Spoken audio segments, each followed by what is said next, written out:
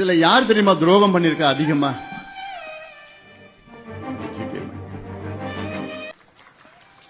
எப்படி தெரியுமா? நான் ஐயா கிட்ட சொன்னேன். நான் உச்ச நீதிமன்றம் தீர்ப்பு வந்து கிட்டத்தட்ட 3 மாசம், அப்புறம் 6 மாசம், அப்புறம் 1 வருஷம் ஐயா சொன்னேன். ஐயா நம்ம போராடலாம், களத்துல போடலாம், ஏன்னா நம்ம யாருன்னு காமிக்கணும்.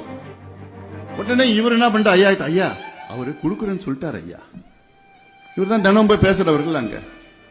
ஐயா அதெல்லாம் வேணாம் ஐயா, குடுக்குறேன்னு சொல்லிட்டாரு ஐயா, குடுத்துருவாரு ஐயா, இப்படி பண்ணிடுவாரு ஐயா, போன்ல ஐயா போன்ல போட்டு கொடுக்கறது.